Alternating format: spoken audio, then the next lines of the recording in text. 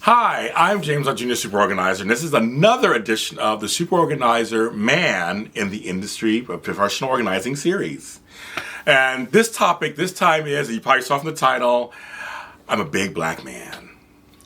So, let's talk about that. People ask me all the time about my blackness or my maleness, of course, in the business. I normally my head shaved, but under this whole new temporary normal, as my friend Regina calls it, I'm home. So I can't get my hair cut. And I don't shave my own head. So little hair's coming in. But normally I have a shaved head, goatee. I'm 6 feet tall, and I'm right now, unfortunately, about 250 pounds. I'm losing weight. I'm losing weight, about 250 pounds. And I have my little notes here. I have to make sure I get all the points. I have a deep voice. A deep voice. And I was wondering how that would be for me in terms of a little bit, not a lot. That was starting a business. Everything else was forefront of this. This was actually one of the lower things on the rung of concerns when I started my business 11 years ago. But it was just kind of like, I did wonder how I'd be received. Luckily, I'm in Los Angeles, which is multicultural, so it does help. And I wanted to know, would my blackness play a role? Would my size? And what's funny? I talked to a couple of organizers, female organizers. I won't name names, but I talked to a few of them, and some of them told me that they got discriminated against for being larger women. That people thought, well, you can't organize. You're big. How are you going to organize? You can't move around. And they're like, no, we can. If anybody likes Lizzo, that singer, she can show you. She can play a flute, dance, and rap at the same time on stage. She's a big girl. So that was something that was eye-opening to me, that women were telling me that they were getting discriminated against for either height, because they were short. Well, I don't know if a short person can really do. And I thought, I never even thought of that. Never. But I can relate, because I'm a big black man. And so I thought it was really interesting. I've never, when it comes to my appearance, I've never relied on it. And what I mean by that is, I come from Los Angeles, where everybody's pretty and beautiful, and if you're handsome, you get, opportunity. I never fed off of that. And anywhere I lived, I did. I left LA and other places, but I never did. I was always very much about my personality. Like, I have a great personality. That'll sell you everything. And I was very much more in tune with that. My smarts, maybe I was part of it too. But I thought my personality, my voice, those are things that are always going to get me through, which they do get me through. And that was something that I always relied on. I never relied on if I was good looking enough or not good looking enough. And I also kind of recognize, this is for anybody out there, if you look different, sometimes that can really work to your advantage. I'm in a sea of blondes out here, a sea of brunettes, a sea of black men with rock hard abs and, with bald heads and goatees. I don't look like that.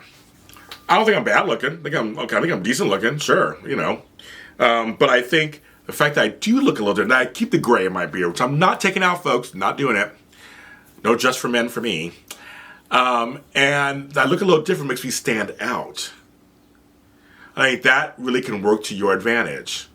And wow, it's really bright outside right now. Like, all of a sudden it got really bright. Okay, trust me, this is not light. I used to have a ring light and stuff. This is like natural lighting coming in. It's kind of crazy. Side note. But I never looked at my appearance. But I am aware, as a black man in America, that there is the angry black man syndrome, that perception. So I'm always aware how I approach people, just in everyday life, just like coming up from behind or from the side. I'm always just aware of my presence. And so I'm aware of that. But I know how it's going to translate in business. I'm very smiley. I'm always smiling. I'm always friendly. I'm a friendly person. That's another thing I always bank on. And I do think that has helped me in many ways, because I do smile a lot. I laugh a lot. That does break down some barriers, possibly, if someone just meets me. I don't walk around with a scowl on my face or just upsetting all the time. In terms of my blackness, I did have one incident last year, a racist incident, where the woman hired me. We had a consultation. She was alone. And we got on great. Everything was wonderful. And she hired me. I showed up for the first job. It's her alone. She said her boyfriend was going to be home, but she told him about me, whatever. I guess she didn't tell him I was black. He came home, saw me, was completely rude, pulled her to another room which had no door on it, light walls, and said, which I'm not going to repeat, but said, I don't want that N-word touching my stuff. I don't want his greasy hands touching my stuff. I don't trust him because he's the N-word. We know what the N-word is, so we know that. I was shocked just because I'm thinking it's 2019. I'm in Los Angeles. I'm not even in a nice neighborhood. I'm just always under my own misconceptions of what I'm thinking. Like, this can't happen. This is crazy. Obviously, I know we're not post-racial, but it's just like, it was so, when you're seeing someone that you're just shocked. You're just like, oh, okay, that just happened. Okay. And she was like, I'm sorry, I can't have you. And she offered me money to pay for me showing up, and I refused it. And I posted this on a couple of pages that when it happened. And the reaction was mostly like, good for you, James, blah, blah. But I had a few reactions that were like, you should take the money. And I was like, no, for me, it was principle to matter. You should know your man. If you know he was racist, then I'll tell you. But I didn't want that. It was like, no, you're choosing to be in that situation. You keep your money. Your money's not good for me. My grandmother told me not all money is good money, and I stand by that in every situation. Meaning, there's some clients I fired. There's some clients I didn't take on. Didn't feel I was a good fit for them. I'm not going to do it just for the money. Because then it goes back to me doing jobs that I hated that I did just for money. And I love this job. Love being an organizer. Don't want to ruin that. But that was the only incident that I know of that was open towards me about me being black. I don't know. I mean, I've most jobs that I've gone for, I actually have gotten. Knock on wood, I have. There've been a few, and I know one guy said it had nothing to do with my race or anything. He just said it was my style. He found someone else whose style matched with his more than mine. And he liked my style. He loved it, he said. But I understood. You got to find somebody, because you're going to work closely together. You got to find somebody that works with you really well. But the other couple of ones I didn't get, I don't know if they work as my race or not. I have no idea. My size. I know that people have enjoyed my size because it helps. I can get things higher up for them. I can do certain things that other people can't do. I can lift certain things that people can't lift, possibly.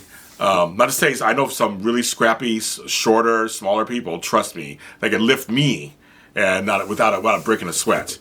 But size, does matter sometimes, I think, in terms of placement of things and use of ladders or not use of, a lot of times I have to use a ladder or a step stool because I'm tall enough. But I don't know. So that question's been asked me many times if my big blackness has caused any issue. And I don't think so, in general. I don't know. I think because I'm friendly, that really works. I'm very personable. I think that helps it. So I don't know, to tell you the truth. If anybody out there has gone through something like, if you're a big black man or black woman or big Mexican man, Mexican or just somebody of color, you have an experience that is negative because of that, please share it with me underneath the comments, and just share it with me or call me or text me or whatever, and let's talk about it. I'd love to talk about it. I'm really curious to hear your feedback.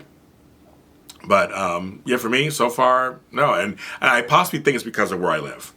I live in Los Angeles. I think it's pretty... We hire people of all shapes and sizes for things. And I'm coming to your home to organize. It shouldn't matter anyway, right? It shouldn't even matter.